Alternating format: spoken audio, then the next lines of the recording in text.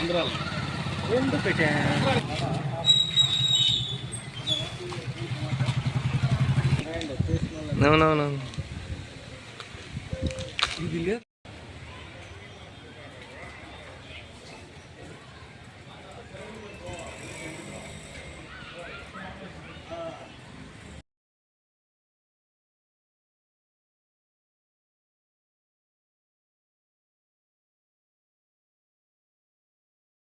17/2026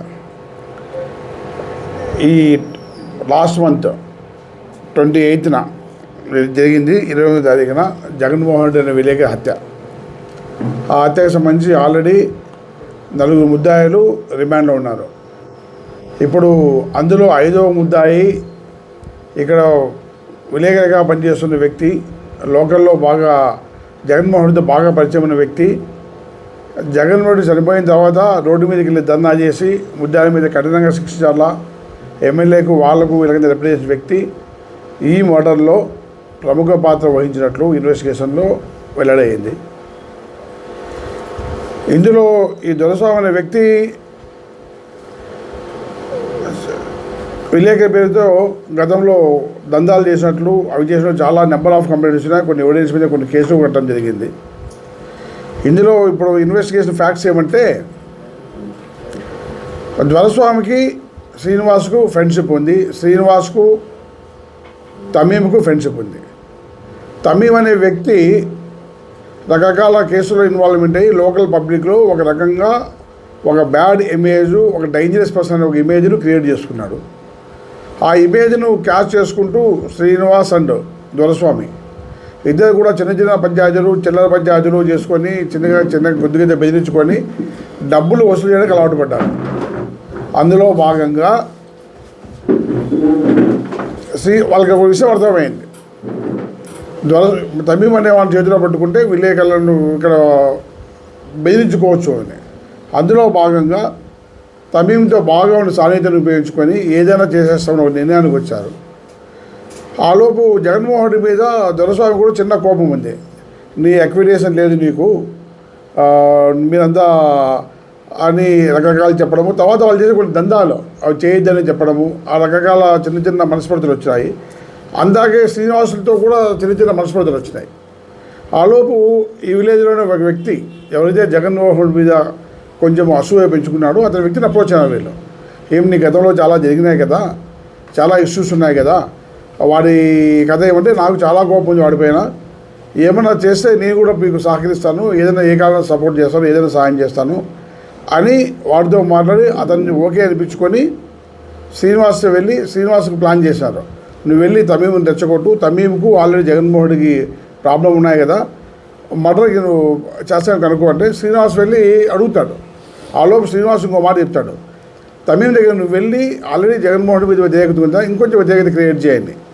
ఈ దొరస్వామి వెళ్ళి అతని దగ్గర వెళ్ళి ఈ జగన్మోహన్ రెడ్డి వ్యక్తి నిన్ను పాకిస్తాన్ తీవ్రవాది అంటున్నాడు, ఆల్ఖైదా ఉగ్రవాది అంటున్నాడు, ఈ వీకోటలో మత విశ్వాసాలు విచ్ఛిన్నం కావడానికి, మత ఘర్షణ రావడానికి నువ్వే కారణం అంటున్నాడు, నువ్వు ఊరు వదిలిపెట్టిపోతే వీకోట బాగుపడుతుంది, అంతవరకు వీకోట బాగుండదు అని చెప్తున్నాడు అని చెప్పేసి అతనికి తమీంకు బాగా చెప్పడం, తమీం బాగా కోపంలో ఉన్నాడు. ఆ సందర్భంలో శ్రీనివాస్ వెళ్ళి అరే నువ్వు జగన్మోహన్ నువ్వు వేస్తావా అంటే, నాకు చాలా కోపం ఉంది, వేస్తాను, కాకపోతే నాకు టైం సరిపడలేదు అంటే నువ్వేం భయపడొద్దు, మనకు సపోర్ట్ చేసే వ్యక్తులు ఉన్నారు, బెయిల్పై తెస్తాం మేము అని చెప్పి ప్లాన్ చేసుకొని తమీంని ప్రిపేర్ చేయించి ఈ మర్డర్ పాల్పడినట్లు మాకు అర్థమైంది. యాజ్ ఫర్ ఇన్వెస్టిగేషన్ ఇంకొక వ్యక్తి అరెస్ట్ కావాల్సి ఉంది, ఆ వ్యక్తిని కూడా అరెస్ట్ చేస్తాము, మిగిలిన డీటెయిల్స్ అని చెప్తాము. ఆ కేసుతో ఈ విలేకరి హత్యకు సంబంధించి పూర్తి డీటెయిల్స్ పూర్తిగా వచ్చినట్లే వ్యక్తి.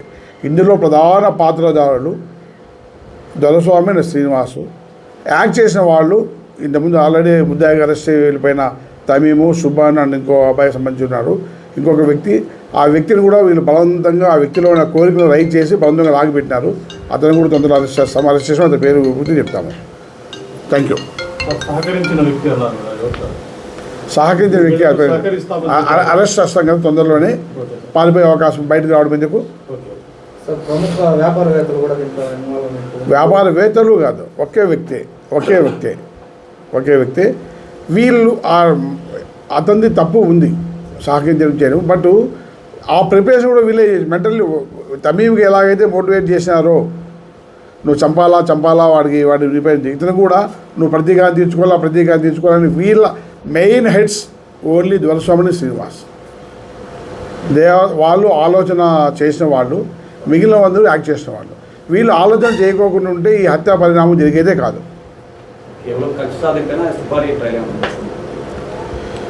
మీకు ఇందాకే చెప్పాను, తమీమ్కు ఆల్రెడీ వాళ్ళ మీద చంపే కోరిక ఉంది. మిగిలిన వ్యక్తులు కూడా జగన్ వల్ల బాధపడిన వ్యక్తులు గ్రూప్ దగ్గరికి వెళ్ళి ఒక గ్రూప్ కావడం జరిగింది. మేము బాధపడినాం, నీవేమైనా సహాయం చేస్తే మేమంతా పని కంప్లీట్ చేస్తామంటే చేయపోటీ చేద్దామని చెప్పి ఉండొచ్చు. దానిపై ఇంకా కొన్ని డీటెయిల్స్ పెట్టుకుంటాం. ఆ వ్యక్తిని కూడా అరెస్ట్ చేసిన తర్వాత పూర్తిగా విచారణ చేస్తే మిగిలిన డీటెయిల్స్ ఇది అవుతుంది. బట్ ఆ విషయం అయితే clear cut. Doraswamy and Srinivas, Tamim, Subhan and సెల్ బీదీ చేసాడు సుబాన్, అదే సలీం, తమీము, సలీం, సుబాన్. వీకోట్లో రాజకీయ నాయకునికి వ్యాపారవేత్తకి ల్యాండ్ గొడవల వల్ల వాళ్ళు అతని పైన కక్ష కట్టుకున్నారు అని అభియోగాలు వస్తున్నాయి సార్. జగన్మోహన్ రెడ్డి ఇంకంతా స్కెచ్ ఇచ్చినాడు అనే అభియోగం. ఎవరు కట్టుకున్నారని? వాళ్ళిద్దరూ ల్యాండ్ గొడవలు పడడానికి కారణమే జగన్మోహన్ రెడ్డి, దానివల్లనే ఇది హత్య జరిగింది, దానివల్లనే సుపారీ ఇచ్చారని ప్లాన్. సుపారీ డబ్బులు చేతులు మారలేదు సార్, డబ్బులు చేతులు మారలేదు. ఏమన్నా జరిగితే ఇస్తాము అన్న ప్రామిస్ మాత్రమే ఉంది, డబ్బులు చేతులు మారలేదు. అది కూడా పూర్తిగా వెరిఫై చేయాలా. ఇంకో వ్యక్తిని పట్టుకుంటే పూర్తి సమాచారం వస్తుంది. బట్ క్లియర్ కట్ పిక్చర్ వచ్చేస్తుంది. అట్ ప్రజెంట్ క్లియర్గా అర్థమైపోయింది దీంట్లో పాత్ర ఎవరు ఇంప్లిమెంట్ చేశారు, ఎవరు ప్లాన్ చేశారు అనే విషయం మాకు క్లియర్గా అర్థమైంది. ఒక విషయం అందరికీ వీకోట పబ్లిక్కు పత్రికాముఖంగా ఎలక్ట్రానిక్ మీడియా ముఖంగా విజ్ఞప్తి చేయమంటే, ఎవడో చిన్న నేరాలు పాల్పడిన వ్యక్తి మీ దగ్గరకు వచ్చి మిమ్మల్ని ఏ విధంగా బలవంతం చేసినా కూడా మీరు భయపడుతున్నారు అంటే మీరు చేసే ప్రైమరీ తప్పు. ఎవడో ఒక ముక్కు మొహం తెలియని వ్యక్తి, ఇతన్ని కొట్టిన వ్యక్తి, బదార్ల వ్యక్తి నేను డిమాండ్ చేసి తీసుకెళ్తున్నారు అంటే అది మీ చేతగాంతరంలాగా ఉంటుంది, పోలీసు చేతగాంతరంలాగా ఉంటుంది. మీరు ఎవడైనా మిమ్మల్ని బెదిరిస్తే పోలీసుకు సమాచారం ఇవ్వండి. 100కు 100% మీరు అవసరం అనుకుంటే మీ ఇన్ఫర్మేషన్ ఇక్కడ బయటికి రానివ్వము, వాళ్ళపైన కఠినమైన చర్యలు తీసుకుంటాం. యాక్చువల్గా ఇక్కడ ఇంకో విషయం కూడా చెప్పదలుచుకున్నాను.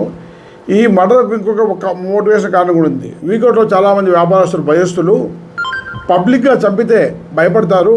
మళ్ళీ పిలిచి సరే నీకు డబ్బులు కావాలని, డబ్బులు ఈజీగా వస్తుంది, డబ్బులు ఈజీగా వసూలు చేసుకోవచ్చని వాళ్ళ మైండ్లో ఓ ప్రోగ్రామ్ ఫిక్స్ చేసుకున్నారు. కాబట్టి కూడా ఈ ప్లాన్ అమలు చేయడం జరిగింది.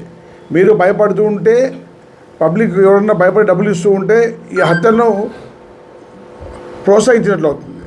ఎవ్వరూ భయపడాల్సిన పని లేదు. వీకోట చాలా పీస్ఫుల్ ఇస్తూ, ఒకడో ఇద్దరో వెధవులు ఉంటే పోలీసు కానీ వ్యవస్థ కానీ వాళ్ళని తొక్కేస్తుంది, వాళ్ళపైన కఠినంగా తీసుకుంటుంది. కాబట్టి పబ్లిక్ ఎవ్వరూ భయపడదు, ఫ్రీ హ్యాండ్ పెట్టుకోండి. వీళ్ళు క్రియేట్ చేసేటివే వ్యక్తిగత స్వార్థాలను క్రియేట్ చేసేవే హిందూ ముస్లిం ఘర్షన్స్ కావచ్చు, అరాచకాలు కావచ్చు, లేదా ఎక్స్ట్రాషన్స్ కావచ్చు. మీరు స్వేచ్ఛగా ఏ మతము కావచ్చు, ఏ గ్రూప్ కావచ్చు, ఏ క్యాస్ట్ కావచ్చు, ఏ వ్యక్తి కావచ్చు, స్వేచ్ఛగా మీ బాధంగా మాకు చెప్పగలిగితే మీకు అవసరం అనుకుంటే రహస్యంగా ఉంచుతాం, అవసరం లేకపోతే బహిరంగంగా చెప్పి బహిరంగంగానే చర్య తీసుకుంటాం. మీరందరూ దయచేసి పోలీసుకు బాగా సహకరించండి, భయపడద్దండి. ఇంకోటి గణపతి అనే అతను కూడా రిమాండ్ పంపించినట్లు. అవును, గణపతి శ్రీనివాస్ దొరస్వామి అండ్ తమీమ్ వీళ్ళంతా కలిసి దందాలు పాడుపడిన కేసులో గణపతి పోయినాడు. గణపతికి ఇప్పుడు దాకా మాకు పుణ్య ఎవిడెన్స్ ప్రకారము ఈ మర్డర్ కేసులో ఇన్వాల్వ్మెంట్ లేదు.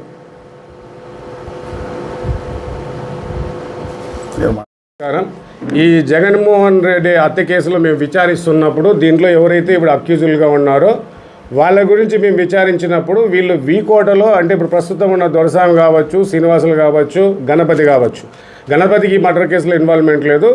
కానీ వీళ్ళు గత కొంతకాలంగా వీళ్ళు చేస్తున్నది ఏంటంటే ఎంఆర్ఓ ఆఫీస్ దగ్గర కానీ పోలీస్ స్టేషన్ దగ్గర కానీ వీళ్ళ దగ్గరికి వెళ్ళి ఎవరికైనా రైతులకి ప్రాబ్లమ్స్ ఉంటే ఆ ప్రాబ్లమ్స్ మేము సాల్వ్ చేస్తాం, మాకు ఎంఆర్ఓ తెలుసు, లేదంటే సీఏ గారు తెలుసు, ఎంపీడీఓ తెలుసు, లేదా కలెక్టర్ ఆఫీస్లో మాకు పరిచయాలు ఉన్నాయనేసి చాలా మందికి వీళ్ళు మోసం చేయడం జరిగింది. అందులో భాగంగా లాస్ట్ టైం ప్రెస్ మీట్ పెట్టినప్పుడు కొన్ని కేసులు రావడం జరిగింది, దాని మీద కేసులు కూడా కట్టాం.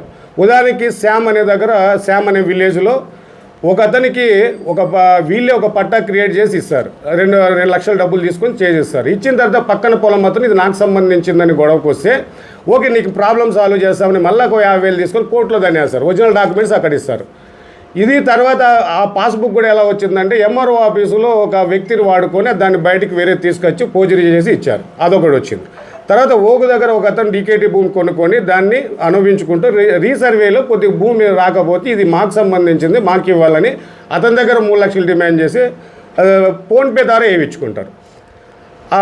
ఆ తర్వాత ఇంకొకతను ఒక ముస్లిం అబ్బాయి ఒక ముస్లిం అమ్మాయిని ప్రేమించి పెళ్లి చేసుకున్న తర్వాత ఆ రామకుప్పం వాళ్ళు వచ్చి ఇక్కడ ఒక 10 రోజులు కాపురం ఉన్న తర్వాత వాళ్ళ వద్ద ప్రాబ్లమ్స్ వస్తాయి. ఇక్కడ నా దగ్గర నేనే దానికి సాక్ష్యం వచ్చి వీళ్ళ మీద ఎస్సీ ఎస్టీ కేసు పెట్టాలనేసి ఆ ప్రెజర్ చేసి తర్వాత బయట తీసుకెళ్ళి ఇప్పుడు డిఎస్పీ గారు వస్తారు ఈ కేసు మీద అది ఇది అని చెప్పేసి వాళ్ళకి అప్పటికప్పుడు 75,000 ఫోన్పే చేయించుకోవడం జరిగింది. దీనిలన్నిటి మీద మేము కేసులు కట్టడం జరిగింది, దాంట్లో రిమాండ్ కూడా చేస్తాము. ఇంతే కాకుండా ఇంకా మిగతావి అంటే విట్నెస్ లేకోకుండా వీళ్ళే ఒక అతను ఎంఆర్ఓ ఒక పేద అతను నీకు దావ సమస్య ఉందంటే నాకు ఎంఆర్ఓ బాగా తెలుసు ఒక 30,000 డబ్బులు తీసుకుంటారు. ఇంకొక అతను పాస్బుక్ కంటే 2 లక్షలు నేను తీసుకుంటారు. రీసెంట్గా కొమ్మేపల్లిలో ఒక ముస్లిం అతను వచ్చాడు, సార్ నా దగ్గర 80,000 తీసుకున్నారు సార్ అని. ఎందుకు ఇచ్చావు 80,000 అంటే నాకు కలెక్టర్ ఆఫీస్లో బాగా తెలుసు మీ సమస్య నేను సాల్వ్ చేస్తాను. ఇలాగా వీళ్ళు ఈ ప్రతి ఒక్కటి ఇలా చేసుకుంటూ వెళ్తున్నారు. మాకు ఈ విచారణ సందర్భంలో వీళ్ళ విషయాలు తెలిసాయి. కొంతమంది ధైర్యంగా ముందుకు వస్తే దాని మీద కేసులు కూడా కట్టడం జరిగింది.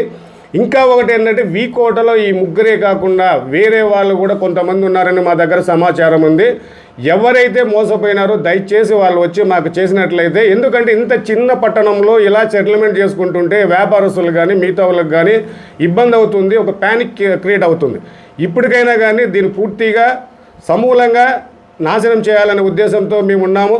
మా డిఎస్పీ గారు ప్రతిరోజు దీని గురించి ఈరోజు ఎవరైనా కంప్లైంట్లు వచ్చాయా, ఏమన్నా కేసు కడుతున్నారా, ఏదైనా ఉంటే నా దగ్గర పంపించు బ్రీఫ్ చేయాలి, ప్రతిరోజు ఈ కేసు గురించి ఫాలో చేస్తూ తర్వాత కూడా వీళ్ళు ఎవరైతే ఈ దందాలు చేస్తున్నారో వాళ్ళ సంబంధించి కంప్లైంట్లు ఏమన్నా వచ్చాయా లేదని ప్రతిరోజు అడుగుతున్నాడు. అడగడము తర్వాత మీడియా వ్యక్తులతో ఒకసారి వాళ్ళతో మాట్లాడండి, ఎక్స్ప్లెయిన్ చేయండి అని చెప్పి దీన్ని పర్సనల్గా సార్ చూసుకోవడం జరుగుతుంది. కాబట్టి దయచేసి ఇప్పుడు కూడా ఈ ముగ్గురే కాకుండా ఇంకా కొంతమంది కూడా వైఎస్ఆర్ సర్కిల్లోని చుట్టుపక్కల ఉన్న వాళ్ళు చాలామందికి మోసం చేశారని తెలిసింది, అమ్మాయిలకు కూడా మోసం చేశారని తెలిసింది. ధైర్యంగా మీరు వచ్చినట్లయితే మీ కేసులు కట్టి వాళ్ళ మీద మేము చర్యలు తీసుకొని పూర్తిగా వీకోటలో ఎటువంటివి లేకుండా చేయడానికి మేము ప్రయత్నిస్తాం. దయచేసి మీడియా మిత్రులు కూడా మీరు సహకరించాలని, ఈ విషయంలో మీరు కూడా సహకరించినట్లయితే పూర్తిగా మేము సాయం చేస్తామని తెలుపుతున్నాం.